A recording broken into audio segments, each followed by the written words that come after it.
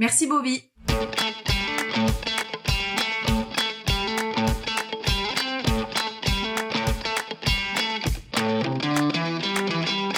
Bonjour, alors je m'appelle Mathilde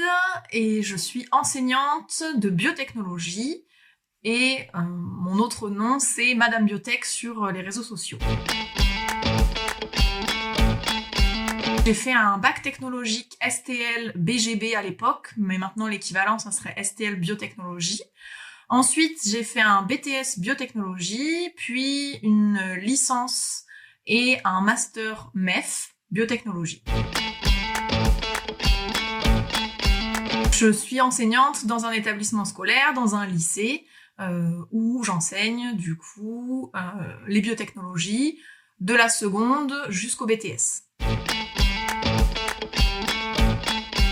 Mon métier, ça consiste en énormément de choses, j'ai énormément de tâches différentes. Donc la première tâche, c'est bien entendu de faire cours devant les élèves, de les aider à acquérir des connaissances, des savoir-faire dans le domaine des biotechnologies, mais ça va être aussi de les accompagner dans leur choix d'études, dans leur poursuite d'études, d'accompagner aussi leur famille pour leur expliquer le parcours scolaire de leur enfant, ce qu'ils font. Ça va être aussi de s'occuper de toute la partie administrative, toutes les commandes de livres, tout ce qui va être journée porte ouverte pour la promotion de l'établissement ou la promotion de la filière. Voilà, c'est assez polyvalent. Ça va être le contact avec les élèves, pouvoir échanger avec eux, donc certes des notions en rapport avec les biotechnologies, mais pas que, pouvoir avoir un vrai contact humain, échanger des choses de la vie de tous les jours qui leur tiennent à cœur pour les aider à progresser, que ça soit à l'école ou même parfois dans la vie, puisqu'il y en a qui en ont besoin.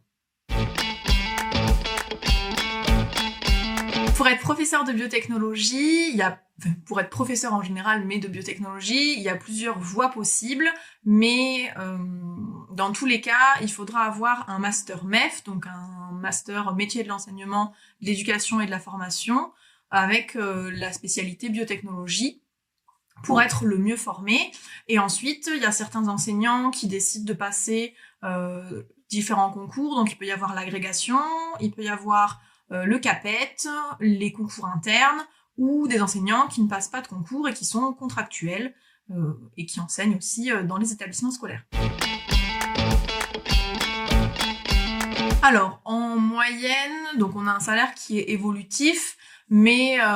en général, quand on commence, on est autour de 1400, 1500 €. Ça évolue un petit peu. Je vais dire qu'en moyenne, on est dans les 1800, 2000 €. Je pense que pour être enseignant, il faut être passionné, il faut aimer sa matière, déjà c'est mieux, il faut aimer le contact avec les enfants, avec les jeunes, il faut être à l'aise à l'oral, et il faut rester soi-même, parce que les élèves, ils le sentent si on joue un rôle, donc vraiment, rester soi-même. Il y a quelque temps, pour une journée porte ouverte,